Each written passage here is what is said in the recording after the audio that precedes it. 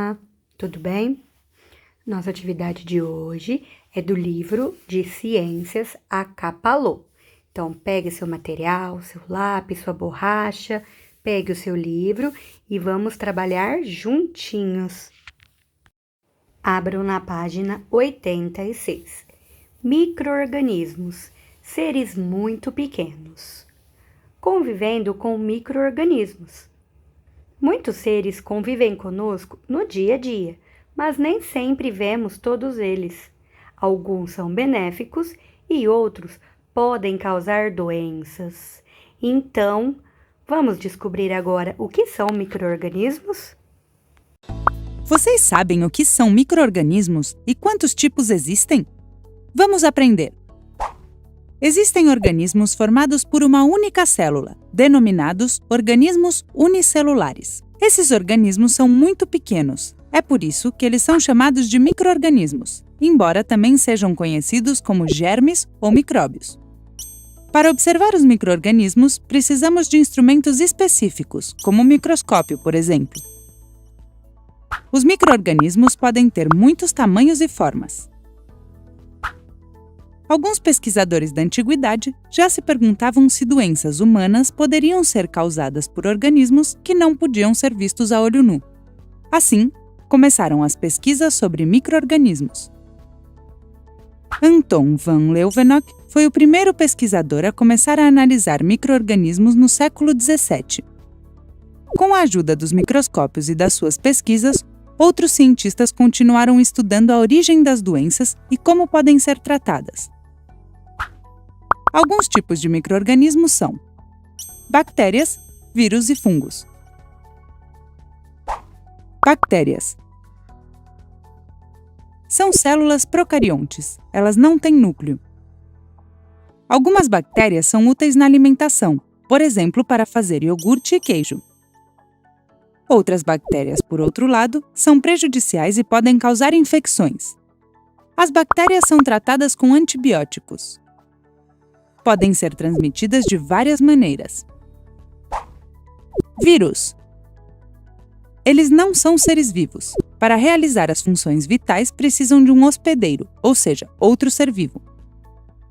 São muito menores que as bactérias. Às vezes podem infectá-las e viver dentro delas. Alguns vírus causam doenças como a gripe e a catapora. Para evitar as doenças transmitidas pelos vírus, é importante se vacinar.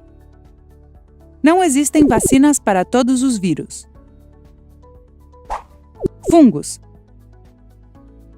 Alguns fungos são micro-organismos maiores que as bactérias e os vírus. Podem ser encontrados no ar, nas plantas e na água. Alguns, como fermento, são utilizados para elaborar alimentos. Certamente vocês já viram mofo em alguma fruta ou no pão. Isso é um tipo de fungo. Como já sabemos, os micro-organismos podem estar em qualquer lugar, já que não podem ser vistos a olho nu. Para evitar doenças e não se infectar, os hábitos de higiene são muito importantes. Vocês já são especialistas em micro-organismos. Vocês sabem como diferenciar bactérias, vírus e fungos. Até a próxima!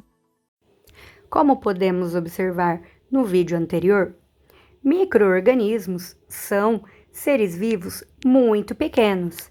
Daí vem o significado do nome. Micro, de pequeno, e organismos, de seres vivos. Então, são seres vivos impossíveis de se enxergar a olho nu. Para que consigamos enxergá-lo, precisamos da ajuda de um microscópio. Atividade 1. Ligue os pontos e veja onde podemos encontrar alguns desses seres.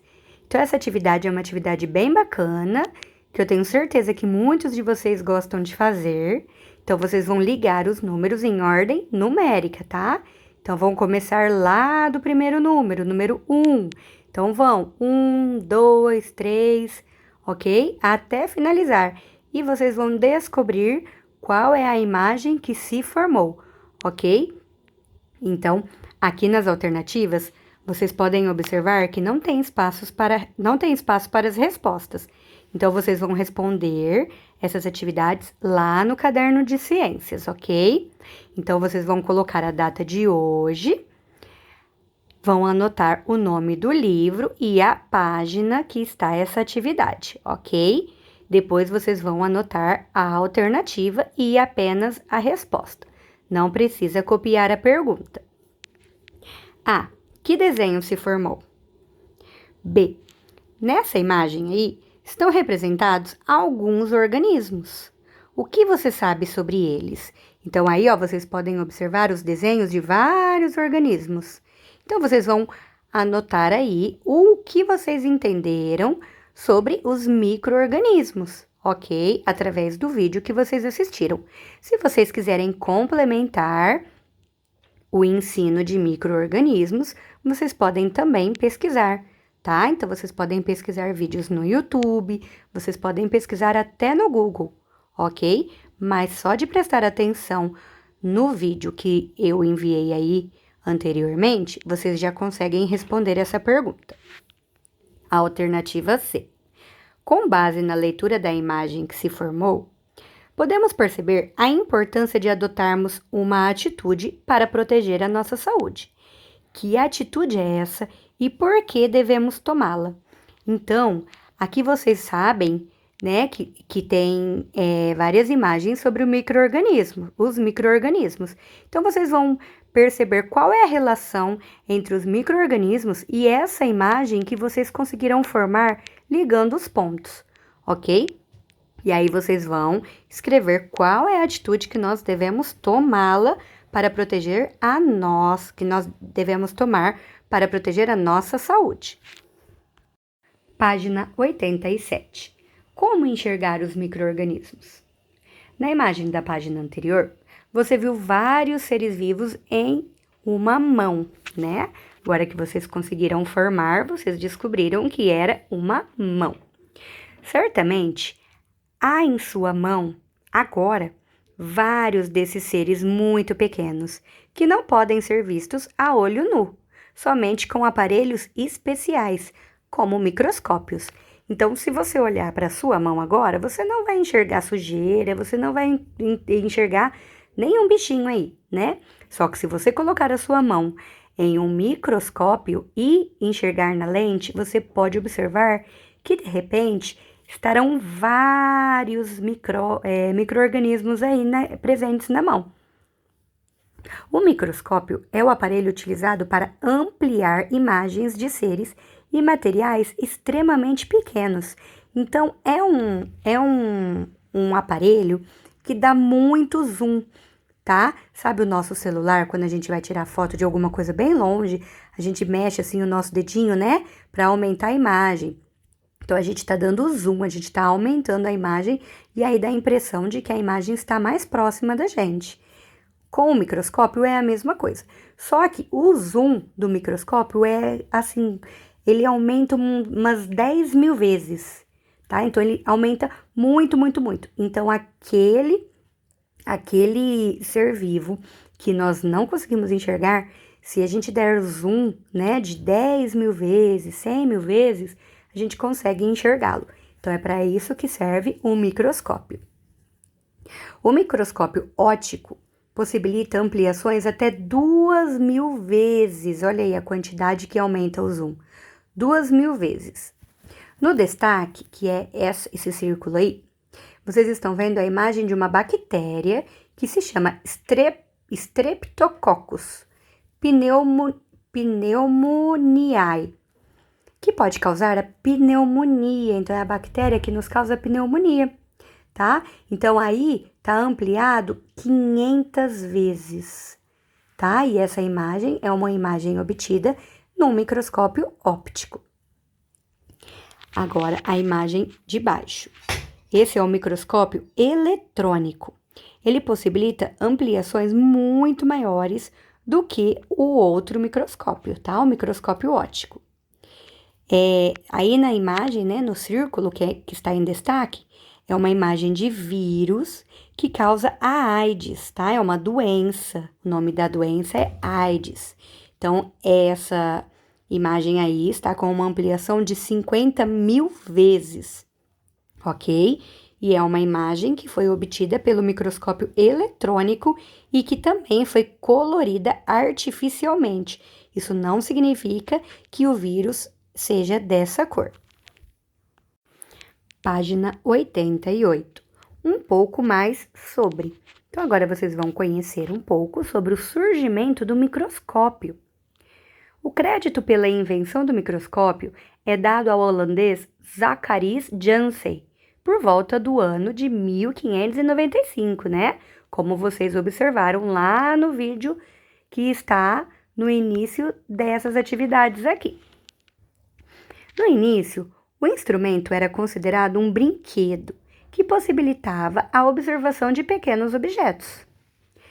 O século XVII foi um período de grande interesse pelos microscópios. A própria palavra microscópio foi oficializada na época pelos membros da mais importante sociedade científica. Contudo, ainda havia dúvidas sobre a importância do instrumento para a ciência. A magnificação dos objetos obtida, em torno de 9 vezes, não permitia observar coisas realmente novas. O século XVIII foi uma época de melhorias nas lentes e microscópios. Maior estabilidade, precisão de foco e facilidades de uso. Atualmente, os microscópios e as técnicas de observação estão bastante avançados. Os modelos ópticos confocais possibilitam regulagens extremamente precisas no foco e na capacidade de ampliação. Então, aí está dizendo que o Zacarias, né, quando ele inventou, esse instrumento foi considerado um brinquedo, né, que aumentava alguns objetos, aumentava a imagem de alguns objetos, né, e que toda vez que a gente descobre, né, que as pessoas conseguem inventar, fabricar algo, ele sempre é mais simples, né, porém funcional. E aí, com o passar dos anos, ele vai sendo mais aprimorado, né? Com mais tecnologia, com mais detalhes. Então, foi o que aconteceu aí, tá? Então, foi melhorando a lente, foi melhorando o foco, ok? Aí em cima tem um glossário. O glossário é como se fosse um pequeno dicionário, tá? Então, ele pega o texto, pega as palavras que são mais difíceis de entender e coloca o significado aí no cantinho, tá? Para que depois que a gente faça a leitura, a gente entenda o que significa essas palavras. Então, aí, ó, magnificação significa ampliação, tá? E século significa um período que corresponde a 100 anos. Então, quando se completa 100 anos, ao invés de falar 100 anos, as pessoas costumam dizer século, um século, tá? Então, um século significa 100 anos. E esse pequeno texto está disponível neste site que está aí embaixo, ok? Que foi acessado no dia 18 de julho de 2017. Então, aí nós temos duas imagens de microscópios, tá? Então, o primeiro microscópio aí é o microscópio óptico atual e o microscópio produzido no século XVII. Olha como ele era quando ele foi inventado. E olha como ele se tornou, tá? Então, aqui, nessas alternativas, é a mesma coisa que a outra página, tá? Então, vocês vão pular uma linha daquelas atividades que vocês já responderam, vão colocar a página 88, a alternativa e a resposta. Alternativa 1. Qual foi a importância da invenção do microscópio? Então, por quê, né, que ele foi inventado? Para quê? Qual é a importância disso? Qual é a importância desse aparelho aí? Item 2. De acordo com o texto, quais foram as melhorias pelas quais passou o microscópio? Então, ele foi melhorado, né, de acordo com o tempo. Quais foram essas melhorias? Eles melhoraram o quê nos microscópios? Hoje nós vamos estudar sobre o microscópio, essa grande invenção. Os pesquisadores acreditam que o microscópio tenha sido inventado em 1590 pelos holandeses Hans Janssen e o seu filho Zacarias, que eram fabricantes de óculos. Pouco tempo depois, em 1600, outro holandês chamado Antoine van Leeuwenhoek foi o primeiro a observar materiais de seres vivos como partes de plantas e sangue. Ele descobriu a existência dos micróbios, que antigamente eram chamados assim os seres microscópios. Hoje são conhecidos como micro-organismos. O microscópio utilizado por Leeuwenhoek era um aperfeiçoamento do primeiro. Ele media mais ou menos 15 centímetros de altura. Atualmente, os microscópios são muito mais potentes e fornecem imagens bem mais detalhadas. Por falar em imagens detalhadas, eu vou trazer para vocês um desafio. Vamos adivinhar? Eu trouxe aí 4 imagens ampliadas de microscópio. Vou dar um tempinho para vocês e vocês vão tentar descobrir o que seriam essas 4 imagens.